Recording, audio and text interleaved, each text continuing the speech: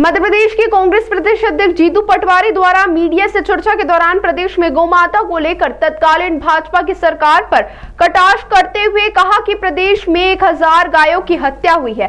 साथ ही आने वाले समय में कांग्रेस अभियान चलाकर गौशालाओं की स्थिति को उजागर करेगी।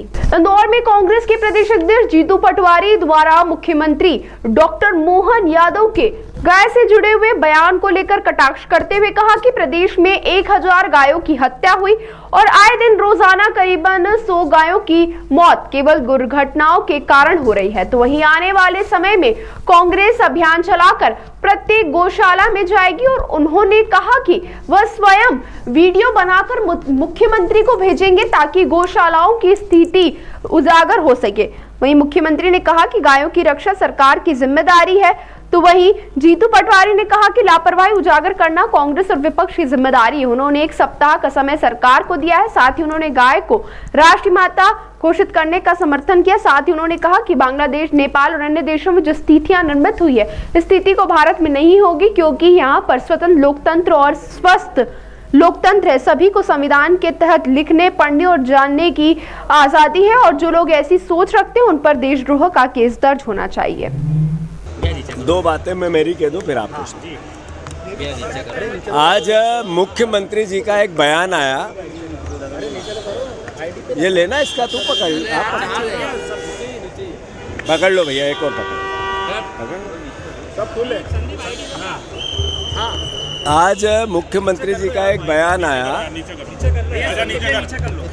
कि हम तो गाय पालने वाले हैं। मैं उनको स्वागत करता हूं, उनका धन्यवाद देता हूं,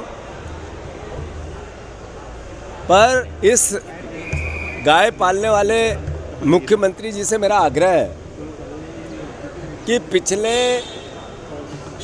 6 महीने में अलग अलग जिलों में लगभग 1000 से ज़्यादा गायों की हत्या हो गई। गाय पालने वाले मुख्यमंत्री जी, उन गायों की जिम्मेवारी तो आप पे थी, आपकी सरकार पे थी, फिर उनकी मौत कैसे हो गई? 100 गाय रोज सड़क पे एक्सीडेंट से मरती है, गाड़ियों के नीचे दब कर मरती है। तो उनकी भी सुरक्षा की जिम्मेवारी तो सरकार की, आपकी है, गाय पालने वाले मुख्यमंत्री जी, दूसरे की तो है नहीं। तीसरी बात, जो गौशालाएं हैं, मैं आपसे पहले आग्रह कर रहा हूं मुख्यमंत्री जी से कि आप उनको सही करवा दो। आपको 10 दिन 1 हफ्ता है, उसके बाद मैं खुद गाय गौशालाओं के औचक निरीक्षण पे जाऊंगा, वीडियो बनाऊंगा और आपको भेजूंगा। पूरी कांग्रेस पार्टी जितनी गौशालाएं हैं और जहां अराजकता है, जो आपके पाप जहां फूट रहे हैं, सरकार के पाप फूट रहे हैं, उनको प्रदेश के सामने लेके आएंगे। मुझे अच्छा लगा कि मुख्यमंत्री ने कहा कि मैं गायों की रक्षा करना हमारी जिम्मेवारी है। अब गायों की स्थिति बताना हमारी जिम्मेवारी है, कांग्रेस की जिम्मेदारी है, विपक्ष की जिम्मेदारी है, प्रदेश के लोगों की जिम्मेवारी है। तो मुख्यमंत्री जी, 1 हफ्ता आपके पास है। गायों की सुरक्षा नहीं की हो, उनका दाना पानी और चारे की व्यवस्था नहीं की हो, जो गौशाला है उनका रखरखाव नहीं किया हो, तो कर दो। 1 सप्ताह बाद 1 सप्ताह का पूरा आंदोलन कांग्रेस पार्टी करेगी गाय माता की रक्षा के लिए। और फिर से, अगर आप गौ पालने वाले तो गाय माता को राष्ट्रीय पशु का दर्जा दो, गौ माता को राष्ट्र माता मानो, हम तैयार हैं। आप क्या कर रहे हैं? केवल भाषण देके वोट लेना और गायों की हत्या पर राजनीति करना, ये एक मुख्यमंत्री को शोभा नहीं देता। भैया एक पीएम मित्रा पार्क का उद्घाटन होने जा रहा है, प्रधानमंत्री जी आ रहे हैं उनके जन्मदिन पे बदनावर। अभी टाइम है। और कोई सवाल है? नेपाल की जो स्थिति है उसको लेकर क्या कहेंगे? नेपाल की स्थिति जो है, वहाँ पर लगातार जिस तरह से राजनेताओं के लड़कों को आगे बढ़ाया, जिस तरह से अलग-अलग, ऐसा है कि आज एक बीजेपी के विधायक है साकी जी, उनने एक बयान दिया, हम उसकी निंदा करते हैं। भारत की जो आज़ादी है, हमारे पूर्वजों ने सालों साल अपनी शहादत देते हुए ली है। भारत की उन्नति भी हमारे पूर्वजों ने, हमारी सरकारों ने, देश के आम नागरिक ने, हमारे बुजुर्गों ने बहुत तपस्या करके देश को आज इस हालात में पहुंचाया है कि हम दुनिया में अपना स्थान बना सकें। अगर बीजेपी के लोगों का ये मानसिकता है कि नेपाल जैसी स्थिति करेंगे, तो ये मैं उनकी निंदा करता हूँ। भारत की नेपाल जैसी स्थिति नहीं हो सकती। यहाँ स्वस्थ लोकतंत्र है, यहाँ सर्वधर्म समभाव का सबको अधिकार है, यहाँ पर संविधान सबको जीने का, सोचने का, पढ़ने का, लिखने का अधिकार देता है।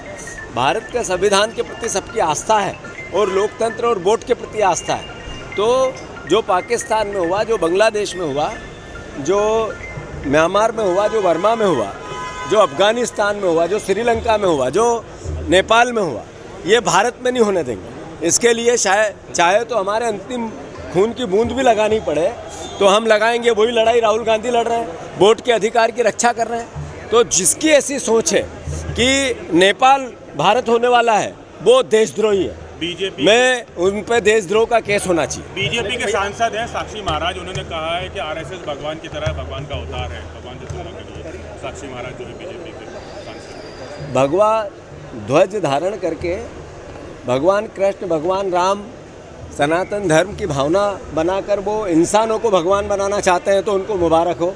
हम तो मानवता को, इंसानियत को, संविधान को और अपनी अपनी धार्मिक आस्थाओं का सम्मान करते हैं, करते रहेंगे। उज्जैन में किसान यात्रा इस तरह का ये कार्यक्रम उज्जैन वाले, मैं आग्रह कर रहा हूँ कि हमारे मुख्यमंत्री ने, शिवराज सिंह चौहान ने, बीजेपी ने कहा था हम 3100 का धान देंगे, 2 साल हो गए झूठ बोले। 2700 के गेहूं का दाम देंगे, 2 साल हो गए झूठ बोले। यूरिया है नहीं, सर्वे है नहीं, बीमा है नहीं। हर तरह की 6000 की सोयाबीन की बात की थी, नहीं दे रहे, झूठ बोल रहे हैं। शिवराज सिंह जी रील बना रहे हैं, मोहन यादव रील बना रहे हैं, किसान के बेटे उनकी रील देख के गालियां दे रहे हैं, इसलिए कि जो कहा वो किया नहीं। तो हमारा दायित्व क्या है, विपक्ष का दायित्व क्या है? मैं किसान का बेटा हूँ, मेरे पिताजी रोज़ फसल में जाते हैं, खेती पे जाते हैं और वहाँ की वेदना बताते हैं। सोयाबीन का 4000 का नीचे का दाम है, मेरे पिताजी मुझे उसकी वेदना बताते हैं। लहसुन का भाव नहीं, आलू का भाव नहीं, प्याज का भाव नहीं, किसी प्रकार के अनाज का भाव नहीं। किसानों को हद दर्जे की यातना है, तो उसकी लड़ाई मैंने 8 दिन पहले मुख्यमंत्री जी कहा था, यूरिया उपलब्ध कराओ, अन्यथा हम आपकी विधानसभा में आके आपसे सवाल पूछेंगे, हिसाब लेंगे, और वो करने जा रहे हैं। ताज़ा खबरों के लिए सब्सक्राइब करें JSR टाइम्स और साथ ही नोटिफिकेशन पाने के लिए बेल आइकन को दबाएं।